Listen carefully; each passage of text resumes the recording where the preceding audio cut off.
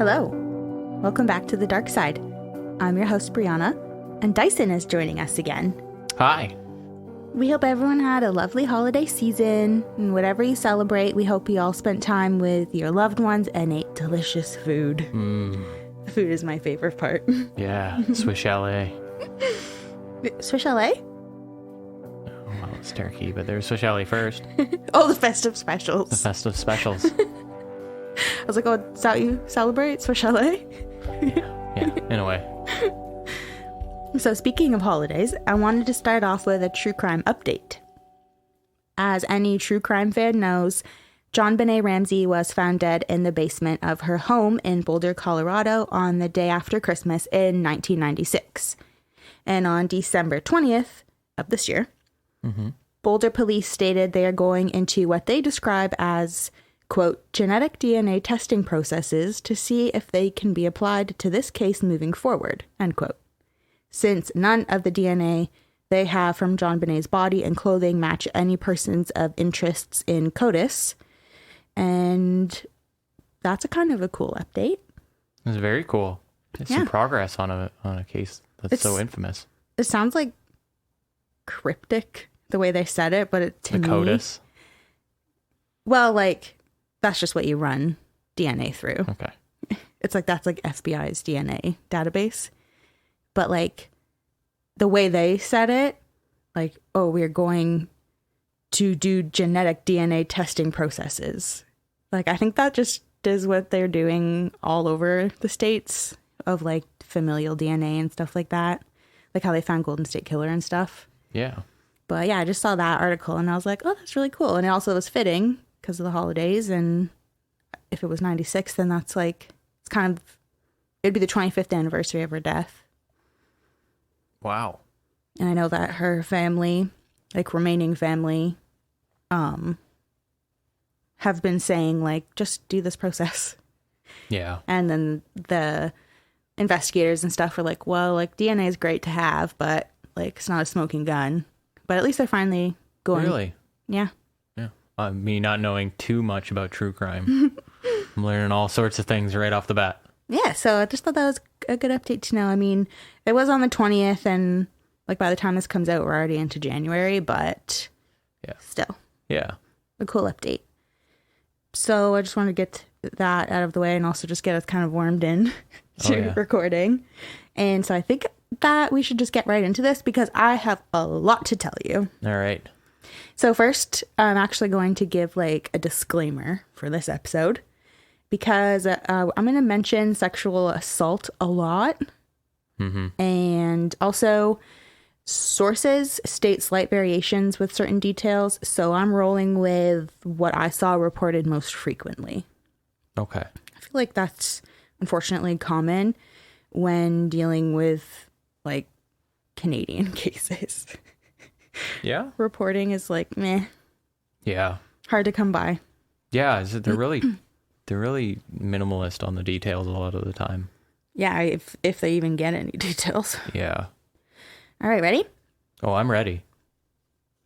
In the early 1970s, women in the Ontario cities of London and Guelph were being attacked and sexually assaulted in their apartments in the middle of the night.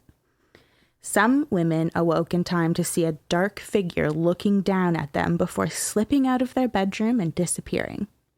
Some women would get up in the morning to find things in their bedroom had been rearranged and their balcony doors wide open. Ew. And nearly a dozen women woke up to find a stranger in their bed assaulting them. But it was only a matter of time before this serial offender would escalate. Oh, goosebumps. Nightmare fuel. Yeah, that's nightmare fuel. Oh, things moved around. That's evil. That would freak me. Obviously, it would be exponentially worse to see a dark figure in your room and then like you notice it so it runs away. Or like to wake up because someone's literally in your bed with you. Like that's obviously the worst. But like I'm a very like meticulously organized and clean person. Yes, you are. I would notice right away if something was even like an inch off. I'd be like, Kobe, were you touching my things? Or was there a fucking dark figure creeping in my balcony? Yeah. Oh. What did you see, Kobe?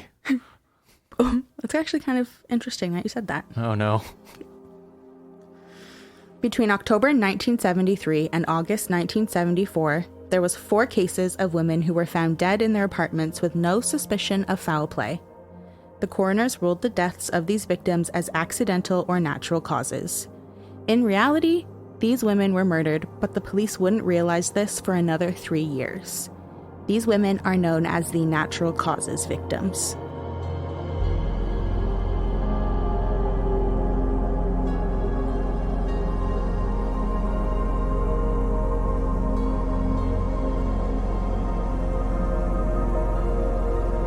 The first of the 4 natural causes victims was Mary Catherine Hicks in London, Ontario, a 20-year-old senior at the University of Western Ontario.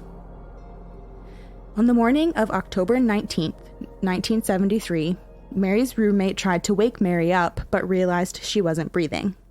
She called police and paramedics, but Mary had been dead for some time. She was in her bed lying in a natural sleeping position with no obvious signs of a struggle or foul play. There was a pillow partly covering her face, but it wasn't considered suspicious. Since there was no sign of a struggle or forced entry into her apartment, pathologists declared Mary's death was attributed to suffocation caused by an allergic reaction to a prescription drug. Okay.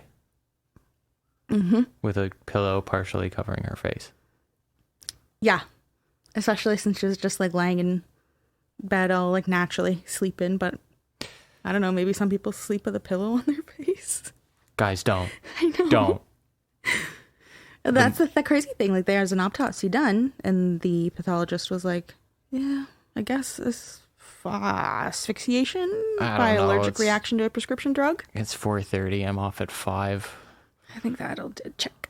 I gotta feed my cat tuna when I get home or else he gets cranky.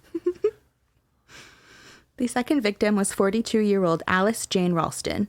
On November 30th, 1973, Alice was found dead in her Guelph apartment. There was no obvious signs of trauma or violence, and the cause of death was attributed to hardened arteries, a condition Alice was known to have suffered from. Okay. The third victim was 27-year-old Eleanor Diane Hartwick. On March 4th, 1974, Eleanor was found dead in her London apartment. She was lying in bed with a book in her hand as if she had fallen asleep reading. Like Mary Hicks, Eleanor's death was attributed to an allergic reaction to prescription drugs. Okay. We're running with that then. Yeah, I mean, 2 of 3 prescription drugs. And I couldn't even find anywhere if like these women were taking prescription drugs. Like, I mean, that's a pretty vague statement, like just prescription drugs. Well, I guess they would have been if the pathologist did a autopsy and I assume maybe a toxicology report and they were like, oh, there's signs of, you know, whatever, some sort of antidepressant or whatever could have been in their system. Right. I guess that's it. And it was an allergic reaction. But like, yeah, I don't know. It's odd. To me, it's really, really odd that they're just like, let's chalk it up to this. Maybe that's just the 70s for women. I hate it because I can picture myself reading this in the paper and being like, well, that's that, I guess. You know, nothing to worry about. But just shame. Guys, Such a shame. I got a feeling that there may be something here to worry about. Okay, well, get this. The final of the natural causes victims was 49-year-old Doris Ethel Brown, but people in her life called her Dodie. Aw. So I'm going to as well. Oh, I like that name. Dodie had recently separated from her husband of 30 years and was living in a second-floor apartment with her 2 daughters, Colleen and Laura.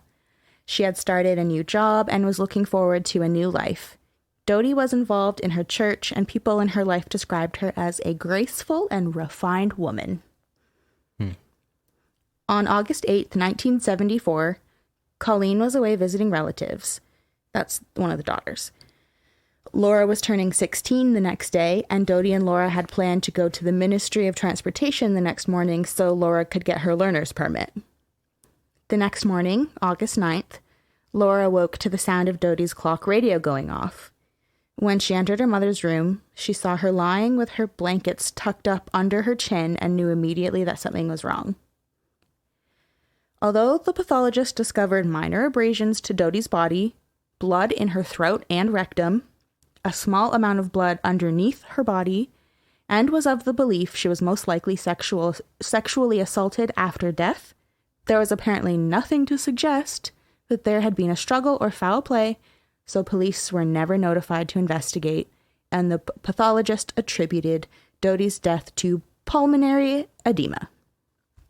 There's a lot to unpack there.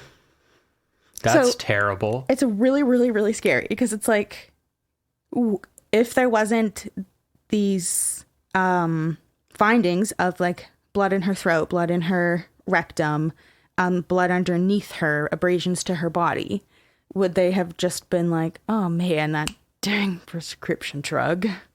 Yeah. But there was like, oh shit, like it seems like something happened, but look at this apartment. It's clean. There's no sign of forced entry. The daughter didn't hear anything. Like there couldn't have been foul play because there's nothing pointing to it. So I guess we'll just go with pulmonary edema. I can think of 3 things you just listed that pointed towards something else happening. Especially since they were like, oh, like all of this suggests that she was sexually assaulted like post-mortem. But they never even notified the police, which is like, is it the 70s? Is that why? Like, it's just unbelievable. Just the Wild West. The Wild South Ontario.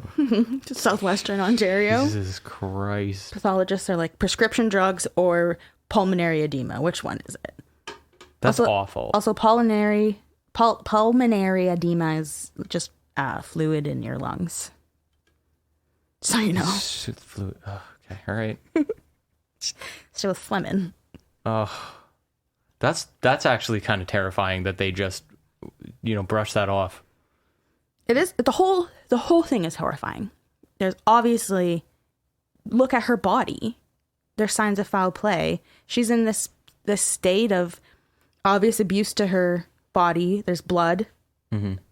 There's blood out, not even just in her throat and rectum. It's underneath her body in the bed. Mm-hmm. Like that alone to me is like there was foul play here. Yeah, and also like the daughter walked in and just knew something was wrong. Because they, like again, like with all of these like victims mentioned so far, the blanket, they're always like tucked in bed. And like in this case, like the daughter was like, yeah, the blanket was like right up to her chin. And like, I don't know who sleeps like that if you're not a corpse. Yeah. Yeah, like that's almost like a placement, I guess. A goat. Sorry. We're going to have to do that one again, aren't we? Just, it was fun. Yeah, you go, placement. Spooky. But it did. It sounded like it was staged in, I guess, I don't want to assume, but like even in the most smallest of ways to have done that. I mean, the daughter walked in and went, the fuck? That is an excellent observation, and you're already one step ahead of these pathologists, apparently. I can't even say investigators because they weren't even called. Yeah, they weren't even there. So the first 3 victims and associated crime scenes were meticulously attended to. So even though Dodie's murder was far more vicious and frenzied, and it was obvious the killer was changing their behavior, the police still had no idea they were dealing with a serial killer who had just taken the life of their 4th victim. By the end of 1974, the killer's crimes had escalated again, and their next 3 victims suffered violent deaths and post-mortem sexual assault. The deaths of these 3 victims were dubbed the vicious murders.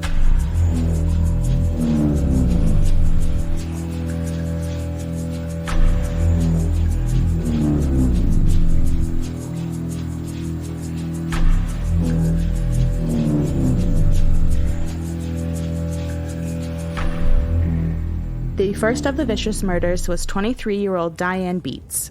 Diane was described as the girl next door. Her boyfriend, James Britton, who went by Jim, had proposed to her on December 30th, 1974.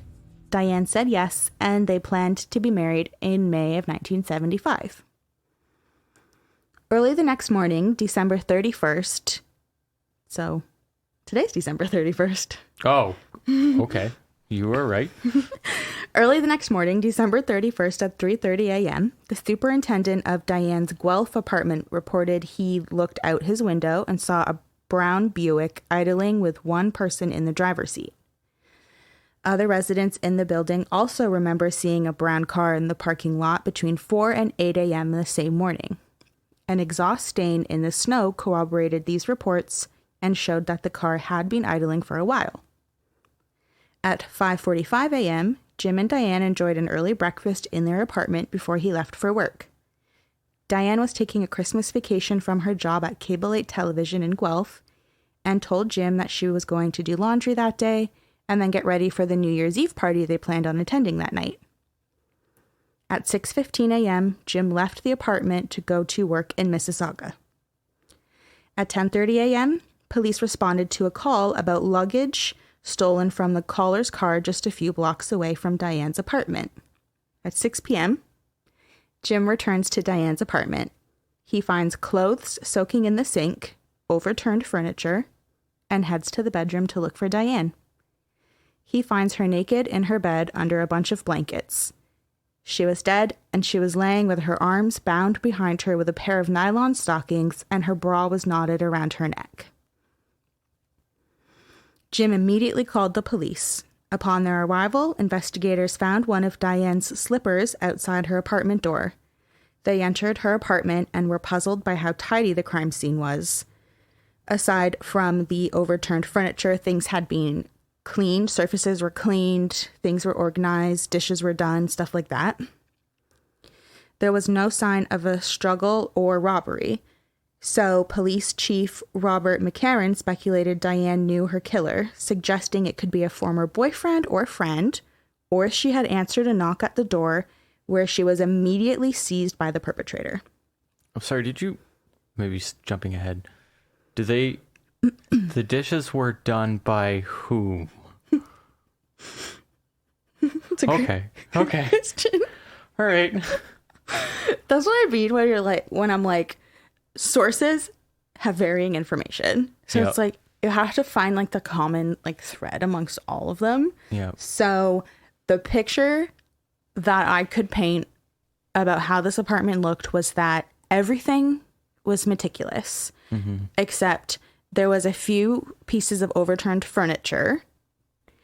And obviously Jim was like, yeah, that wasn't like that before I left. Right. And there was some clothes soaking in the sink. I don't know what sink. I assume the laundry room sink because she was going to do laundry. Plus there had been like dishes done. So they were like cleaned.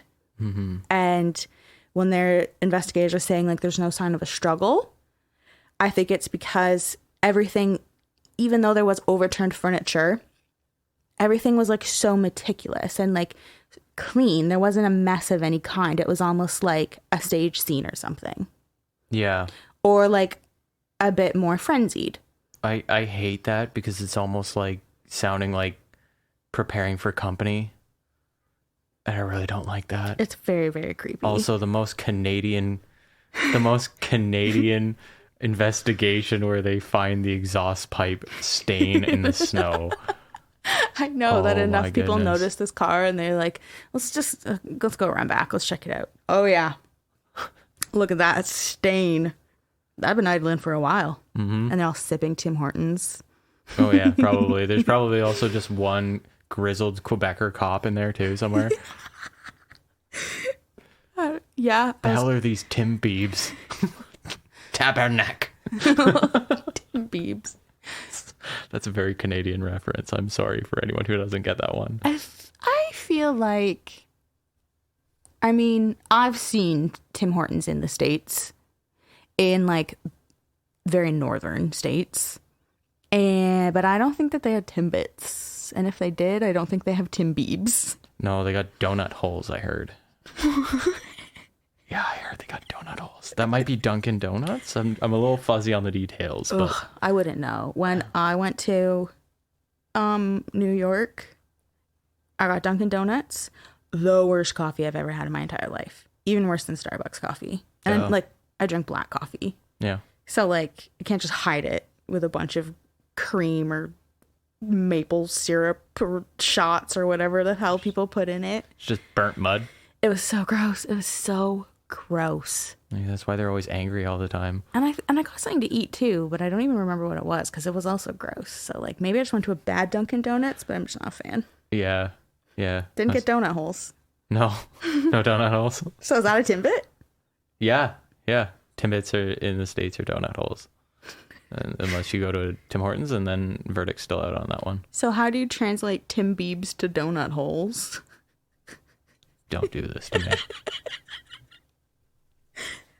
I think everyone came up with an answer. I don't need to say it. Everyone use your imagination. Thank you for participating. Sorry about it. Sorry. So, how do you speak like a Canadian? Oh, I'm sorry about that one. Oh, sorry there, bud? Oh, yeah, we're going to go out for a rip, bud? Well, let's just go outside, hack 2 darts, right? Don't leave her idling, though. They're going to notice the exhaust stain in the snowbank. No, that was really good. Thanks. The exhaust stain in the snowbank. What else is Canadian? I don't know. We hit cold winters, donuts and coffee, going out for a rip. Tim Hortons in particular. Yeah, going out for a rip, bud. Yeah. Everyone just watch Letterkenny, okay? You'll get all the Canadian references you need. Right. Other tenants hadn't heard anything, so the only witness to what had happened in the apartment was Diane's cat. Really? Oh my God. Okay. So that's what I meant when you're like, did Kobe see anything? The autopsy put the time of death at 2 p.m. It revealed a few bruises, and the pathologist reported that Diane was carried to the bedroom and strangled with her bra. She was bound and raped post-mortem. The police carried out an extensive investigation where detectives questioned more than 200 people, searched for the dark-colored 4-door Buick that was seen parked at the rear of the apartment building with the exhaust stain in the snowbank, and offered a $5,000 reward for information leading to the arrest of the killer. As local residents were now aware of the tragedy, a delivery driver called police to let them know he had dropped off flowers to Diane a few days before her murder. Police looked into this lead and learned that the flowers were not sent by her fiancé Jim, but an unknown stranger. Ew. I know. So creepy. And guess what the worst part about that is? I'll just say it now. No one knows where the flowers came from. They couldn't figure it out. Like the shop? Like they couldn't figure out like it didn't come from a shop or something? Well, yeah, it did, because there was a delivery driver that brought the flowers there. Okay. Oh, like they just don't know who they don't know who delivered it at all. Yeah, like, they don't know like who purchased them. Yeah, like purchased it, sorry, yeah. Yeah, and who like made the order and was like, yo, give these flowers to Diane Beats. Oh, I thought you were holding on to that one. I thought you did know. Okay. That's I would have, but that's why I'm like, I'm just jumping the gun and letting you know now. Like, we never figure it out, which is very, very upsetting. Yeah, that's super upsetting. Because such a... first of all, it's personal to even know where someone lives. Mm-hmm. Especially in an apartment building. Yeah, they knew the unit number and everything. Like, terrifying. Yep. And flowers are so, like personal, you know? Mm-hmm. It's, like, usually from, like, a loved one, typically. I also don't like that they're used in both cases. Like, for someone you love or when someone passes. Oh, my God. I didn't even think of that, and that is so creepy. Yeah. I wonder what type of flowers they were, because you know how there is, like, funeral flowers? Like, you don't want to give somebody, like, calla lilies because they look like funeral flowers. I was going to say daisies because I just don't know flowers. So I was like, is that a death flower? There is, like, funeral flowers. Yeah. So, like, I wonder what type of flowers they were. Yeah, this is where you get really upset with, like, I guess, I don't know if I'm mad at Canadian reporting or if I'm mad at...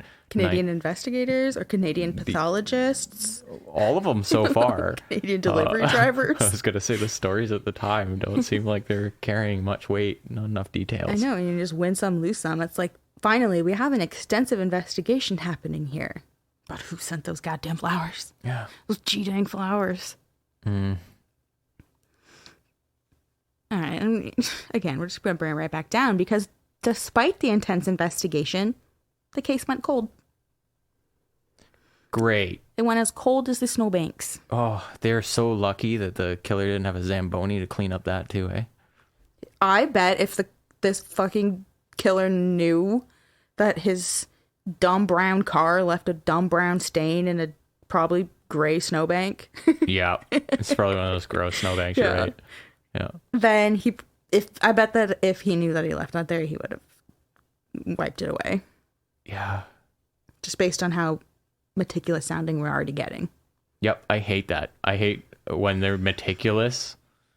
It's just so cold and calculated. It's calculated, right? And you get a kind of like a sense of maybe something being ritualistic. Yep, hate that. Hate that. The second of the vicious murders was 23-year-old Luella George. Luella was a country girl who wanted to move to the city and chose London for its size. Not too big and not too small. She was engaged and worked as a snack bar cashier in a hospital on Grand Avenue and lived on the 4th floor in an apartment building directly across the street. On April 15th, 1977, Luella hadn't shown up to work, so a concerned coworker went to check on her. The coworker found Luella dead in a tidy, made-up bed, and when police arrived to investigate the scene, they noticed her underwear drawer was ransacked and some jewelry was missing. The robbing now. Well, robbing or taking something as a souvenir. Well, see, that is like initially what anyone would think, especially about underwear and then jewelry. Mm-hmm. So the police searched the area surrounding the building, and a few blocks away from Luella's apartment, they found the underwear and jewelry disposed of in a garbage can. What? I know! This case is so weird. This killer is just chaotic. They're like in Diane's apartment, meticulously tidying surfaces, doing dishes, not really tightly putting her in her bed like he was the others. She was just placed under blankets, and there was still some overturned furniture. And then in this one, Luella is in a really tidy, made-up bed. She's tucked in, but the underwear is ransacked. It seems like It's chaotic. it's chaotic, but like with like these little hints of like, it sounds like he's getting off on doing these like odd things that will throw them for loops. Mm-hmm. Like I know the cleaning up stuff can serve a purpose, but that's also a mind game, right? And also it makes you wonder, like, you know, we'll never know, obviously, but you take the jewelry, the underwear, and you think to yourself, oh, like, you're gonna take it away, it's gonna be a souvenir, but then you find it in a dumpster, and you wonder, is that also a play? Exactly. Or did he get cold feet? You know, going like, I don't want to get caught with this. Maybe a cop car drove by, but like, I'm leaning on mind games. This guy's a freak. Oh, he's definitely a freak. And those are excellent observations. Mm-hmm. Pathologists determined she had been strangled to death and sexually assaulted post-mortem. The same MO of the first two London victims. London police now believed they were dealing with a serial killer and began investigating. Thank you, London police. It's about time. Yeah, welcome to the party. Thank you for showing up. They canvassed the area, reviewed the building's tenant list, and spoke to potential eyewitnesses. 3 months later, not far from Luella's apartment, that belief was confirmed when the killer struck again and again displayed disturbing signs of escalation. In July 1977, Donna Veldboom was 22 years old and described as very popular with a great social life. She was from New Brunswick and had been living in London for less than a year, where she worked at Union Gas. Donna spent the evening of July 15th, 1977, visiting a friend, and this is the last known time she was seen alive. She didn't show up for work the next day, and her coworkers were concerned because she was described as consistently punctual, so they called the police to conduct a welfare check. When the police arrived at Donna's 5th floor apartment, she didn't answer, so they let themselves into a horrible scene. Donna was dead, lying naked in her bed, and the third victim of the vicious murders. She had been strangled and stabbed with a knife, and sexually assaulted, bathed, and posed post-mortem. She had also been slashed across the chest. This is escalating rapidly. And it goes back to what you had pointed out before about how it seems like these victims are posed. And in this one, they were like, okay, there's no denying it anymore. Like, these women have been posed post-mortem. I hate this because you see the pattern. Like, you see it getting worse and worse. From almost not even knowing. Exactly. There's like pieces of the MO that are like carrying over, but then how, like I've mentioned, like it's escalating. There's like additional things or things becoming more chaotic or just horrible. Like he's outdoing himself each time. Yeah, he goes in there, he has this gross little MO that he wants to stick to, but he like always just was strangling and assaulting postmortem. Yeah. And this one, she was slashed across her chest, and there wasn't any signs in any of the other murders that there was a knife involved. Yeah. London police started investigating Donna's murder. They were disturbed by the escalating MO and the amount of time the killer spent in the apartment. They wondered if the person was familiar with the apartment since they had made their way around so well and spent so much time in it. They began reviewing a list of tenants in Donna's building and recognized a name they'd seen when reviewing a list of previous tenants renting in Luella George's building. This name was Russell Johnson. They searched further into Johnson's past and found he was recently separated from his wife, and investigators thought this could be a psychological trigger of some sort. Like his breaking point? Mm-hmm. That set him off? Mm-hmm. Okay. It was just like a very initial like speculation. Like, we saw this guy's name in this other building. He used to live there. Now he lives in this building where this woman's been murdered too. And he had recently separated from his wife. So let's check him out. Okay. All right. Police work. Police work. That's a start. It's a start. Yep. So they looked into his background. They learned that he grew up in Guelph. So they called the police department there and spoke to the lead investigator of Diane Beats's murder to let them know of their person of interest. Guelph police checked their records and confirmed that the morning following Diane's murder, Johnson had reported a break-in to his car a block away from her apartment, a brown four-door Buick. Since Johnson was a current resident in Donna's London building, a former resident of Luella's London building, and had parked his car within walking distance of Diane's apartment in Guelph, the London Police Department believed that they had their killer and enough circumstantial evidence to pursue Johnson. They charged 8 detectives paired in 4 cars to 24-hour surveillance of Johnson.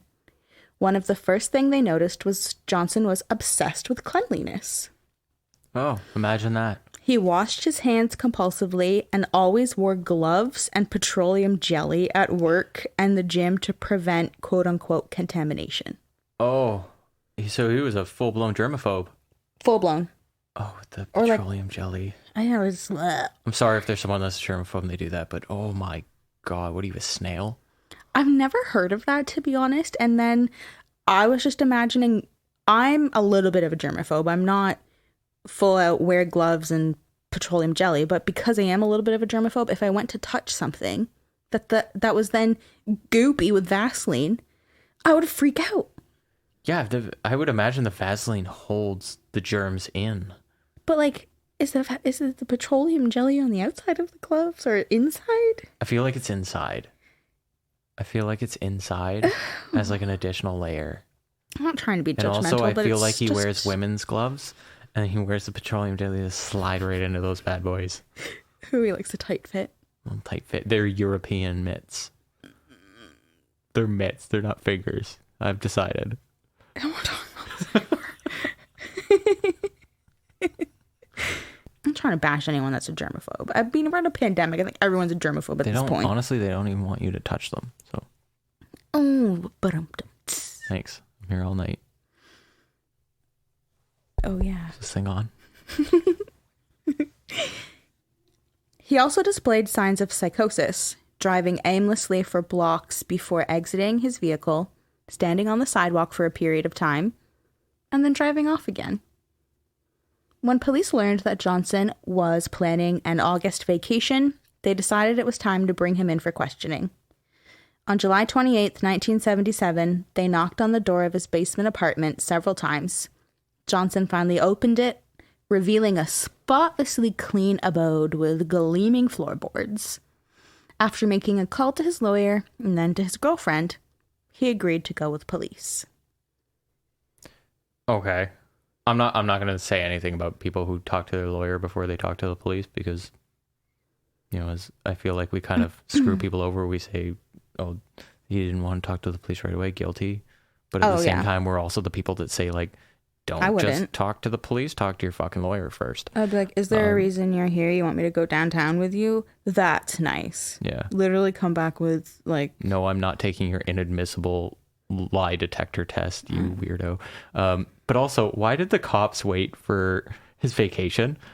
Well, they didn't. It's either incredibly nice or incredibly rude. It's that they only had circumstantial evidence. He fit with where the locations, how he conveniently lived in the 2 apartment buildings that 2 of the victims died in. And he's the fucking dumbass who reported a break-in to his car while he was literally a block away from another murder victim. Inserting himself into the investigation in a way. No, someone literally broke into his car. And he was pissed about it, so he reported it to the police. Oh, that wasn't a thing. He was... Oh, my God. Yeah, exactly. Jesus Christ. So this guy's priorities are just out of whack. Yeah. And so they were like, okay, well, he grew up in Guelph, where some of these women have been murdered. He lives in London, where some of these women have been murdered. He fits our profile. We'll just surveil him to see if we can find anything solid or anything else incriminating. Yeah, and don't forget that whole thing where he gets out and just stares on the sidewalk for a while. Psychosis seeming signs. Yeah, that's a really creepy. That you're just, and plus these officers are following him. They're surveilling him 24/7, and they're just like, where the hell is he going? And he's just driving around, and then he gets out, stands on the sidewalk, and gets back in his car and drives. I really want to know what time of day that was. Oh, that's true. I have no idea. Yeah. It doesn't matter. I mean, technically, because it's still circumstantial evidence, but it matters to me. So I agree. So they were obviously just like, okay, well, we'll just keep tailing him and see if anything else incriminating comes up. And obviously, the only thing that they really noticed was like, he's obsessively clean. All these crime scenes have been meticulously clean. And he is like in a state of psychosis or something. So then when they were like, shit, he's going to be on vacation at some point in August, let's just do it. Let's just bring him in and see what we can get out of it. Before we go somewhere. Mm-hmm. He was interviewed by police and immediately broke down and confessed to everything he had done. The 3 vicious murders of Diane, Luella, and Donna, and the 4 natural causes murders of Mary, Alice, Eleanor, and Dodie, which, at the time, police had no idea were anything but natural causes. So this dude sits down in front of them. They're like, we are like pretty certain you murdered Donna and Luella because you happened to also live in those apartment buildings. Diane, you were in the area. Okay. Pardon? 4 more? 4 more murders?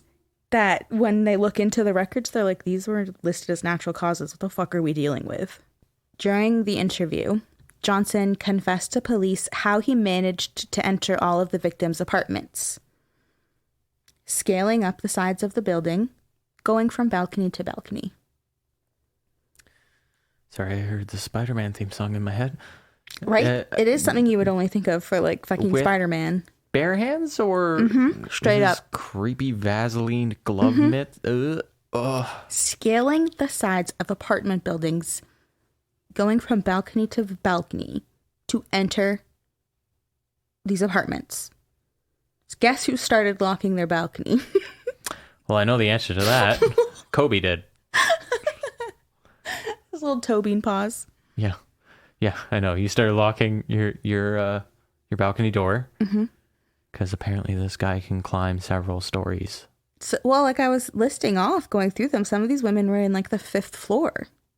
Oh, that's awful. And he was scaling the sides of them. But it just gets worse, okay? I'm sorry, it gets worse. He claimed to experience sudden, overpowering feelings of loneliness that would drive him to scale high-rises without concern for his personal safety.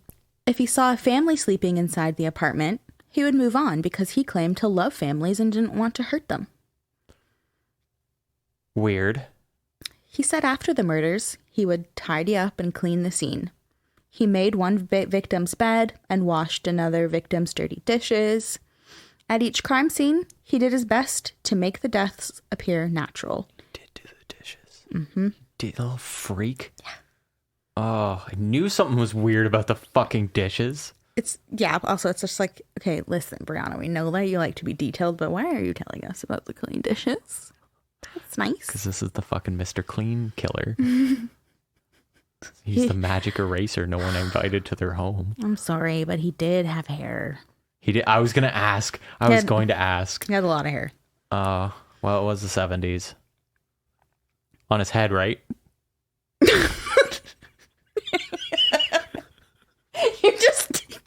You just played off of your own comment. It was the 70s.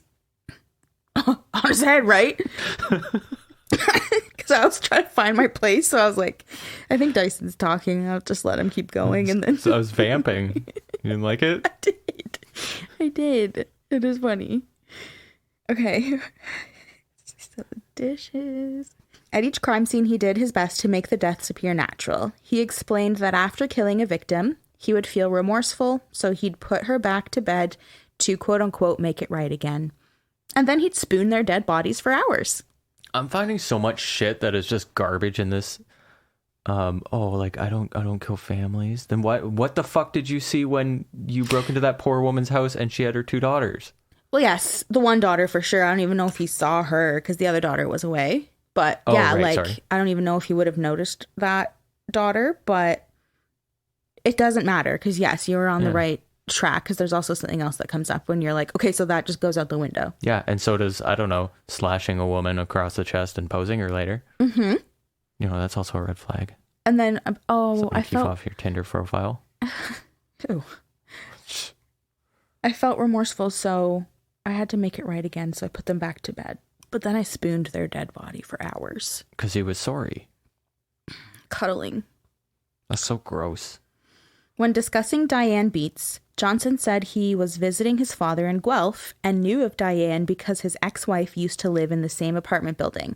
So he stalked and murdered her while he was in town. So I think that he's the one who sent her those flowers. But it's never been confirmed, and he's never admitted to it or mentioned it. But I think he was the one who sent her those flowers. Because he was in town. With the police work, though, like, did anyone even think to ask him? It's a great question. Yeah. It's a great question. And the answer is probably no. Oh, sorry. Sorry about it, bud. When discussing Luella George, Johnson confirmed he climbed up to her 4th floor apartment balcony, immediately attacked and strangled her, and sexually assaulted her after death. He also confirmed he was the one who stole her underwear and jewelry, but disposed of them a few blocks away from the building. He doesn't say why he did this, and I don't really think he has a real reason, just based on how weird and chaotic he is. Maybe he just realized, he has to carry it around, or maybe he realized it doesn't really do it for him after the fact, or maybe he didn't want to take them home where his girlfriend could find them.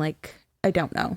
Maybe his dumbass thought, I could, not the underwear, but the jewelry, I could pawn this, and then his dumbass remembered that, I stole this from a fucking murder crime scene. Yeah, literally anything is possible with this guy. Yep. When discussing Donna Veldboom, it was determined that Donna not only lived in the same apartment building as Johnson, but she lived directly above him. Mm. He stated he had been out drinking when he was overcome by his impulses, so he went home, climbed up onto her balcony, and managed to bypass the lock using his plastic punch card. He slid it into the side and pushed the thing down? Mm-hmm. Okay. I think that part is just so creepy because she lived in the unit above him.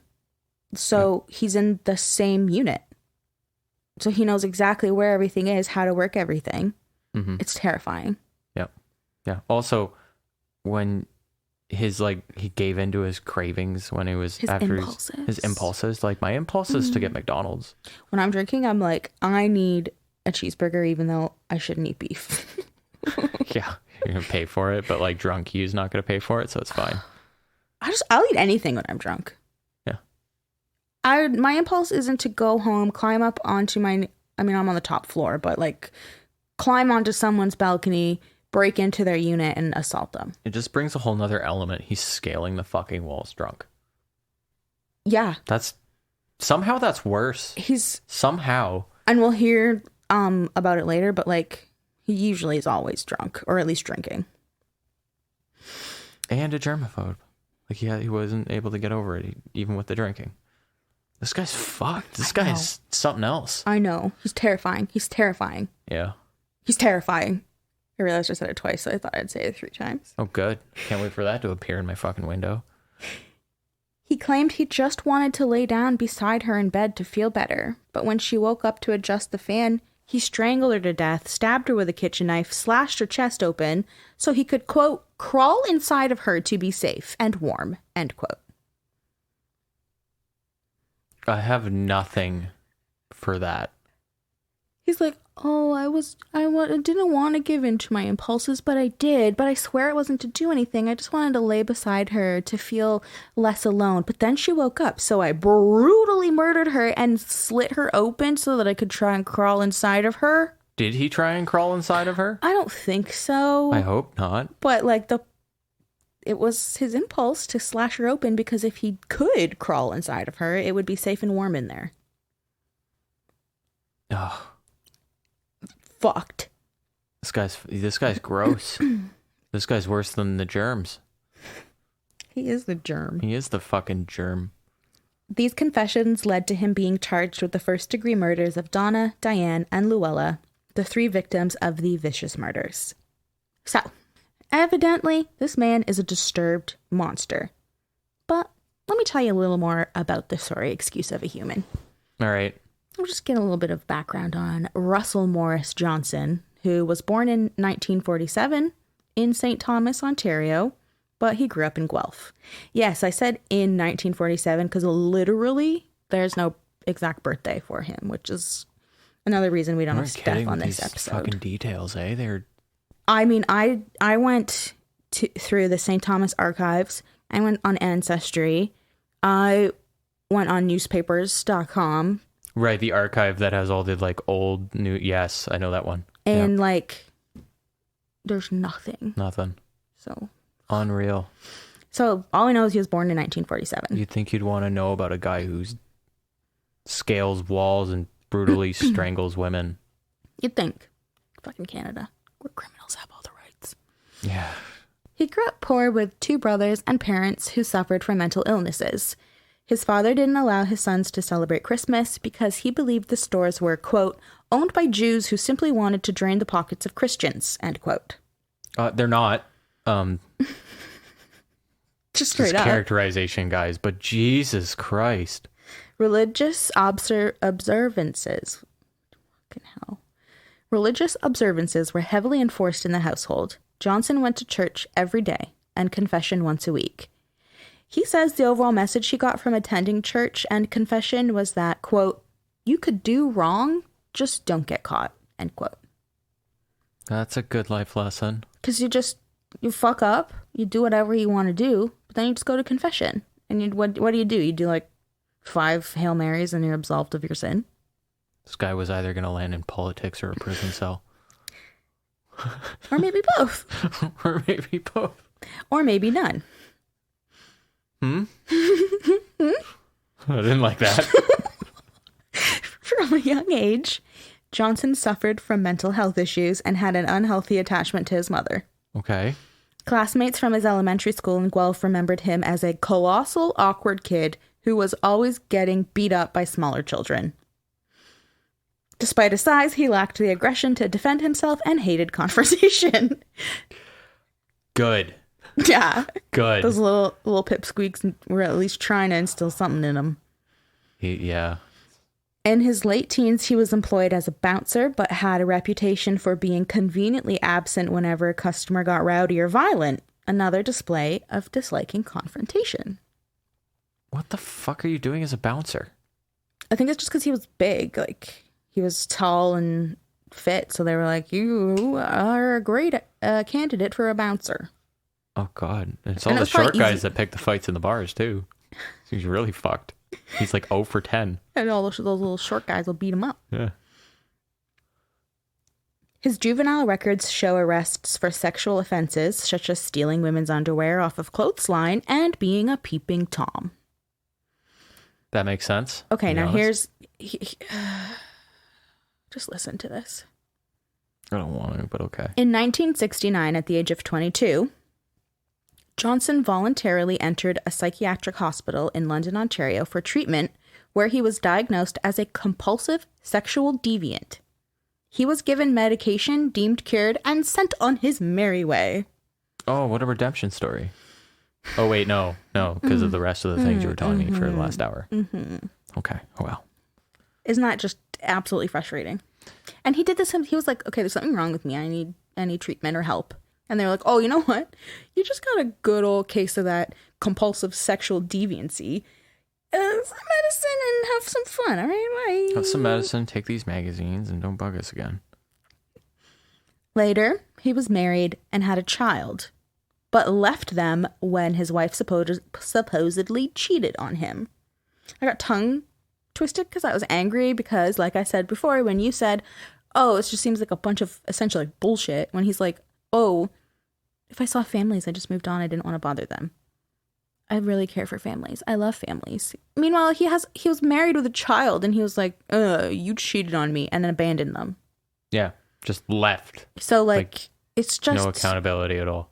No one cares for your sob story. So because of this, his wife supposedly cheating on him and him leaving his family, he channeled his anger into weightlifting and amateur bodybuilding at a local London gym and heavily consumed diet pills and alcohol. So when you say, did he just scale up these buildings with his bare hands? Yeah, because he was, first of all, already naturally big. Mm-hmm. And then he was weightlifting and doing amateur bodybuilding. So this guy's just jacked. Hate that. No one stood a chance. It's so scary. Why couldn't he have skipped leg day or something? God damn it. He was employed full-time as an auto worker at the Talbotville Ford plant.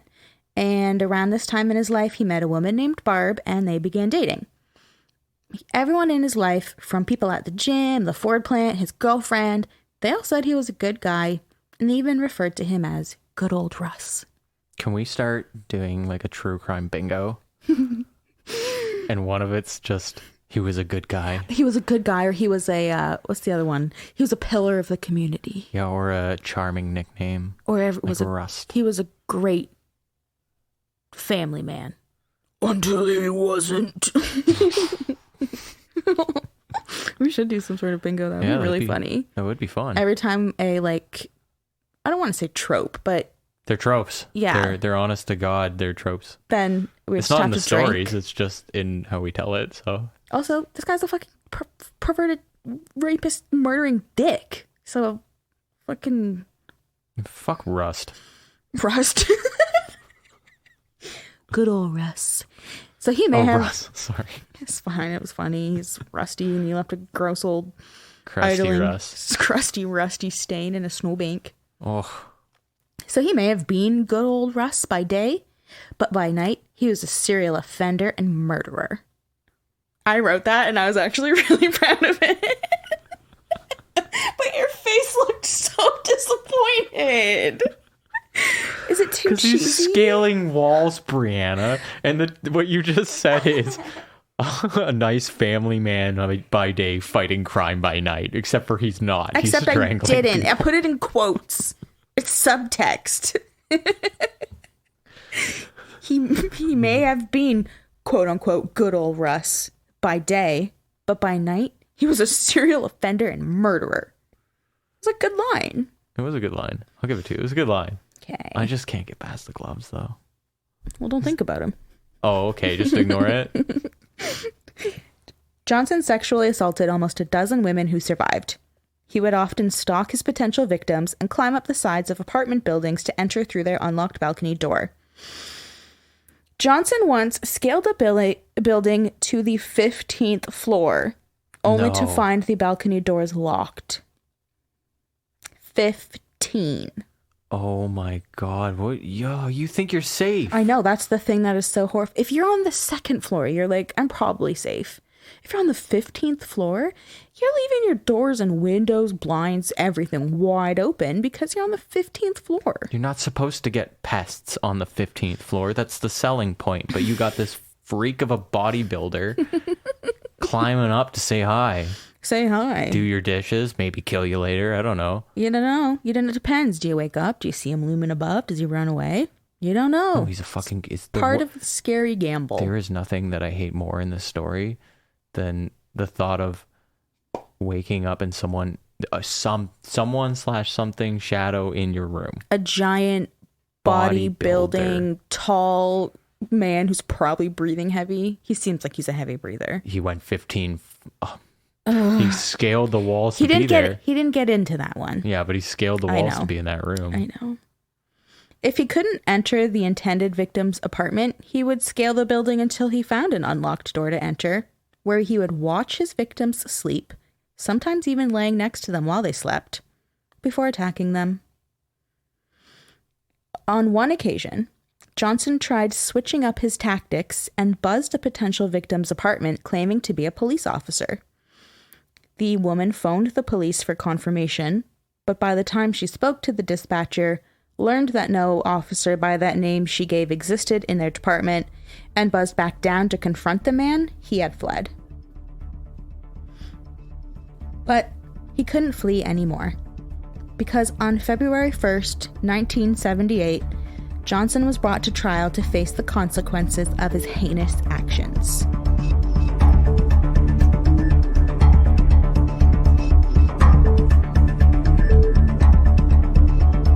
During the trial, a psychiatrist named Dr. R.L. Stein... I was kidding. Oh my God, you actually got me on that. I pictured it. I can hear the Goosebumps theme song. Do you think Goosebumps is still on Netflix? Yeah, that was recent, right? It must be.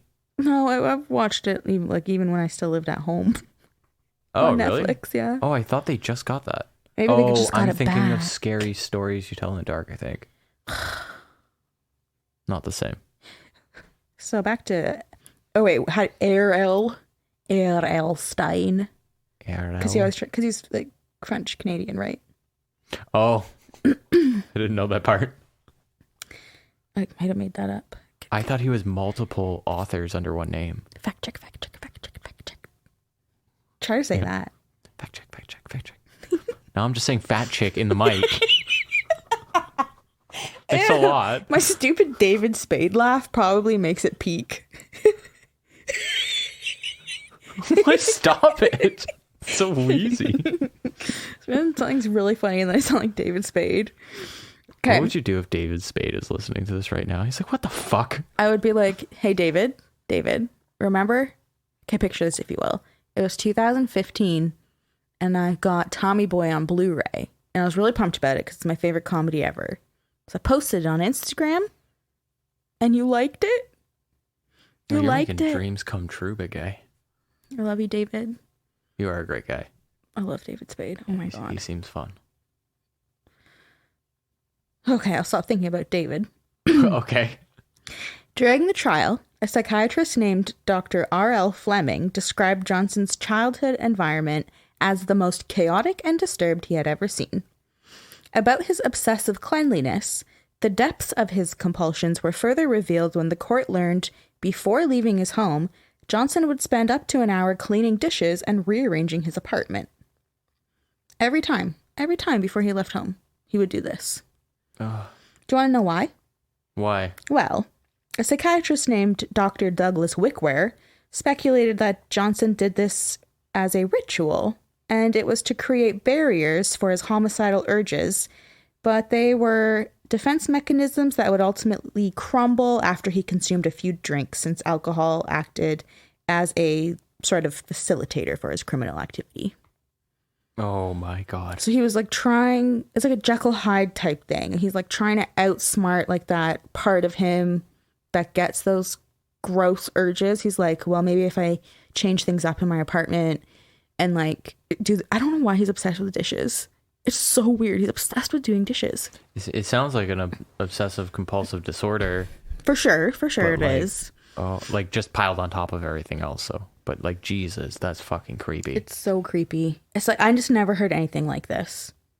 And I just thought it was like interesting point that this psychiatrist, Dr. Wickware, noticed, because after committing his crimes, he would spend like all of this time in his victims' apartments, cleaning, doing dishes, rearranging their things, and he even admitted to consuming alcohol when he got the urge to enter Donna Veldboom's apartment.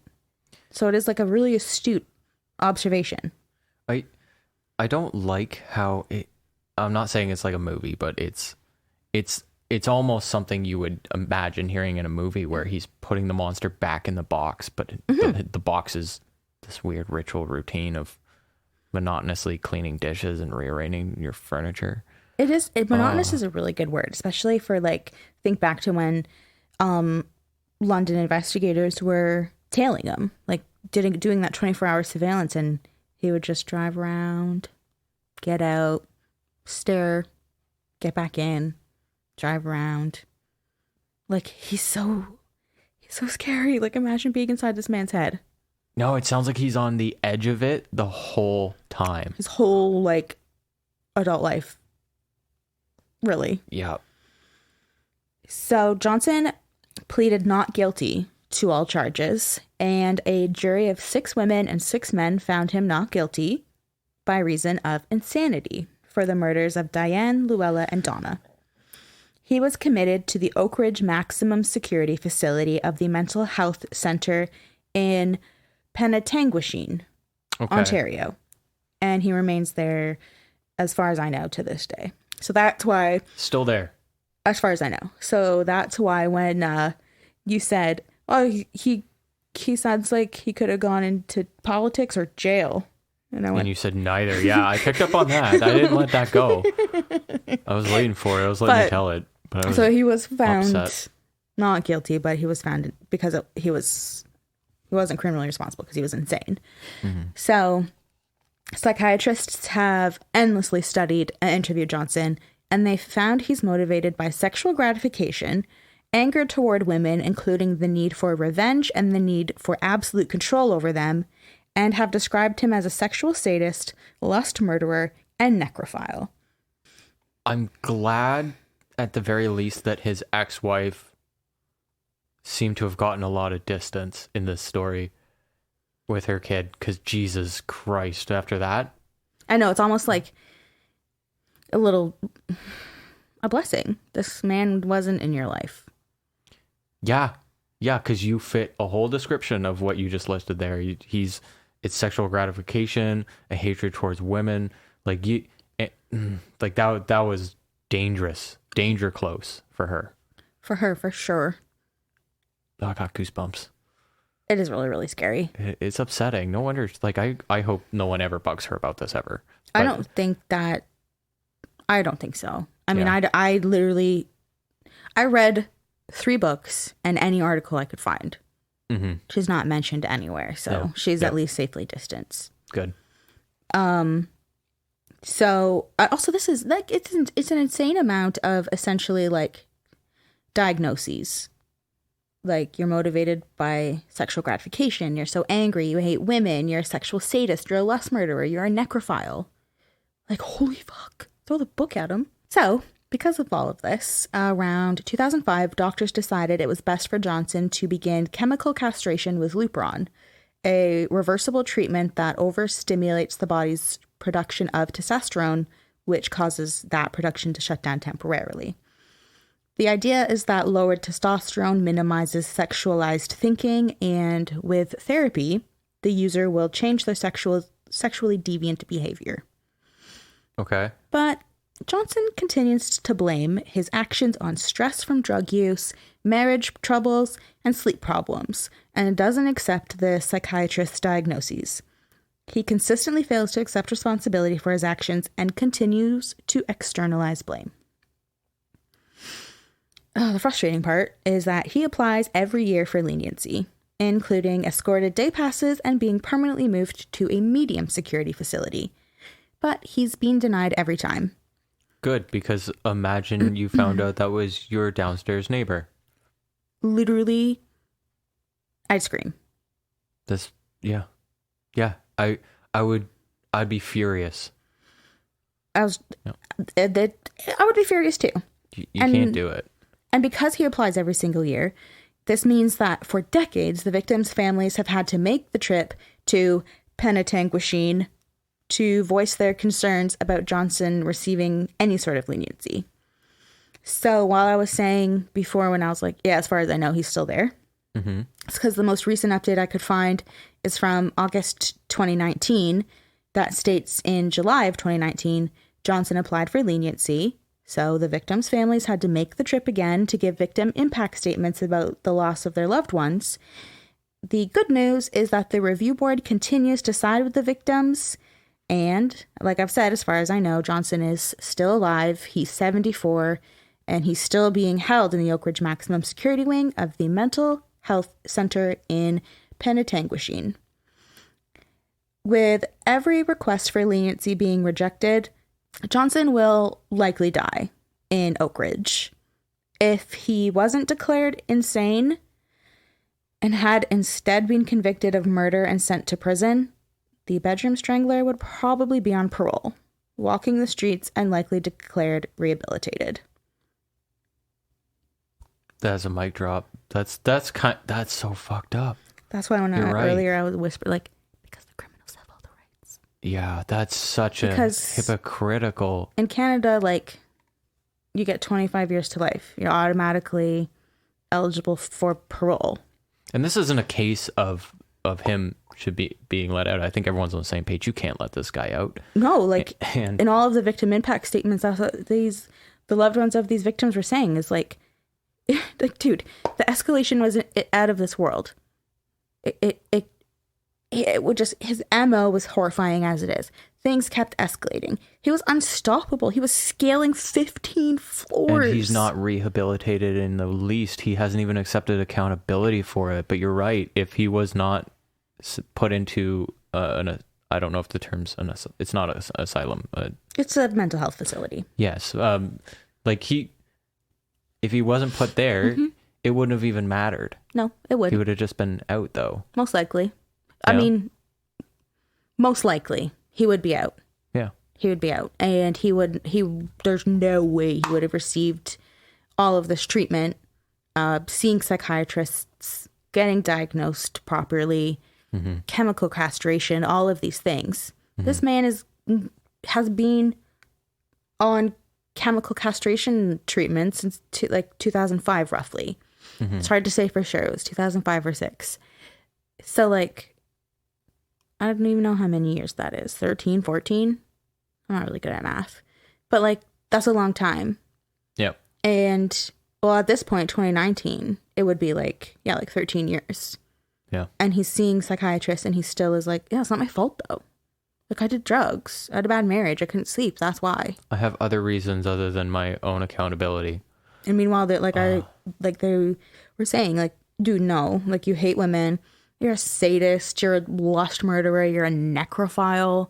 No, those are not terms that are just thrown around. Things like this really shake my confidence in how we handle these kind of things.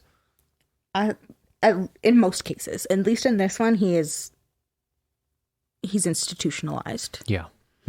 Thank God, I guess. I think so. It's kind of, but like I kind of want to see him behind bars though. He's at maximum security though. This is a maximum security facility. Okay. So he can't really do anything. He doesn't get to go out. It's like being in prison, but you'll never get out. Jesus. The family of all these victims who, like, anytime he applies for leniency, they have to go again.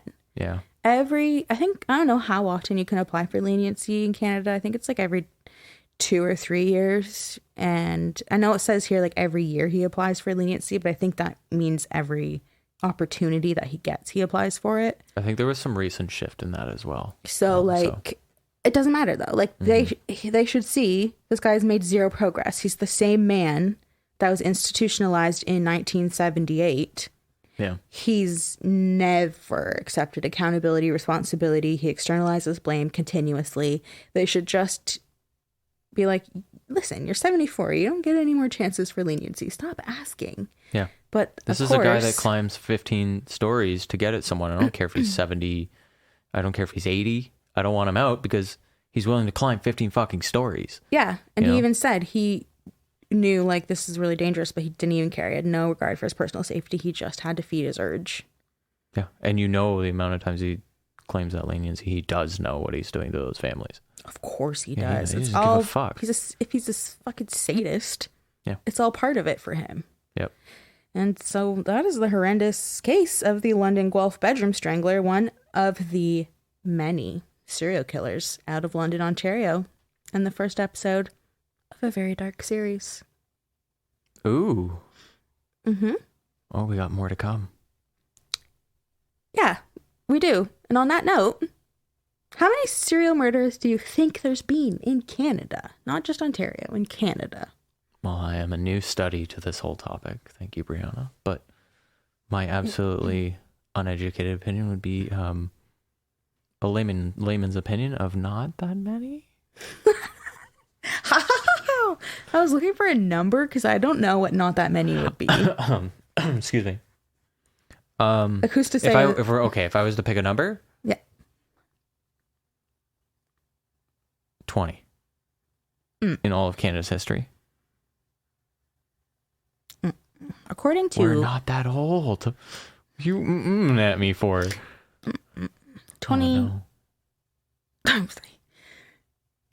What? Times 3. No. According to Lee Mellor, author of Cold North Killers, Canadian Serial Murder, there's more than 60. I don't like that. Of those 60, at least 6, and as many as 9, have emerged from London, Ontario, between 1959 and 1984 alone. So that means for a quarter century, London had the greatest number of active serial killers and to this day still holds the record in all of North America. I'm going to run a number really quickly. Are you going to start? Wait, what if you interrupt my statistics? Okay, if we're lowballing it, London has 10% of the serial killers in Canada. That's right. London, what the fuck are you doing? I didn't put that statistic in here, so that's a great addition while I give you more. Okay, well, give me more, I guess, while I'm already scared. 13 of the 32 killings have been attributed to 3 confirmed murderers, and the links among the remaining 19 victims suggest at least 3 additional serial killers were also operating during this time. So, London averaged around 200,000 residents during this period. And again, this period is between 1959 and 1984. And big cities like New York and Los Angeles only had up to 4 confirmed serial killers active at any given time. So to compare, if London had a population on par with New York or LA, there would be an equivalent of 80 to 100 serial killers walking the streets at once. It's a city that had a high density of serial killers? Mm-hmm. Oh, something's wrong. Mm-hmm. Something's wrong. So Russell Maurice Johnson is one down in this really dark lineup of cases. Well, I can't wait to hear more about it. Your face suggests otherwise. I don't know what facial expression to use with this. I'm both scared and intrigued. Isn't that wild? Then again, I was promised that with this episode, so. I had no idea about any of this in London. I didn't know any of it. Yeah, I've never heard this in my life. So it's wild. And just join us. Just keep joining us every week for another fucking wild case out of London, Ontario. I know this one was also kind of out of Guelph, but he lived and mainly operated in London. So that's why I started with this one first. They're close. They're very close. Mm-hmm. Yeah. Yeah, they're pretty close. Like you would work in one city and live in the other quite commonly. Also, thank you for joining us. Thank you. Yes. Thank you, everyone, for tuning in this week. Be sure to visit our website, darkadaptationpodcast.com, where you can support the show by buying us a coffee if your lovely little heart's desire. Follow us on Instagram at Dark Adaptation Podcast. Share the show with the spooky bitches in your life. We love you. Thank you for the support and kind words, and we'll catch you on the dark side. Love you, spooky bitches. Tell your friends. Spooky. Ooh.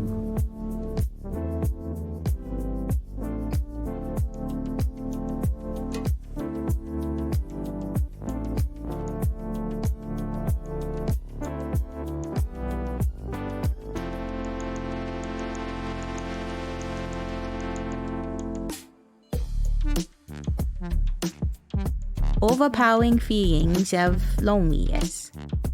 He scaled the walls and scaled strangled them with the... With their brazier. We're gonna cut the shit out of that one. Well, yeah.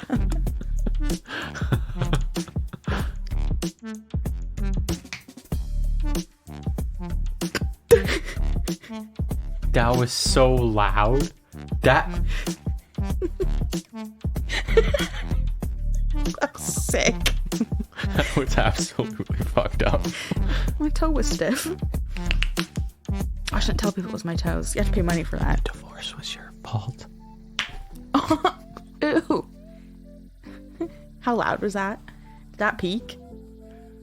Almost like it. Dang. Crunchy knucks. That's what they call Timbits in the States. They're gonna say Timbits before crunchy Canucks. Oh. I kinda like it. Ew, but then that would mean What's wrong, that babe? You haven't touched your crunchy nucks.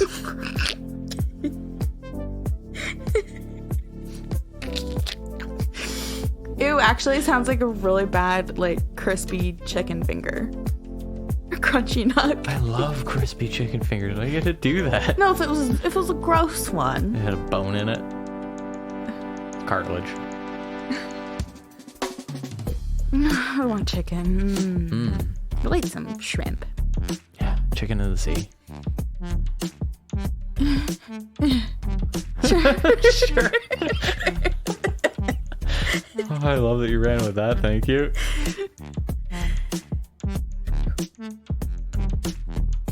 The second of the vicious murders was 23-year-old Luella George. Luella was a country girl who moved to country girl.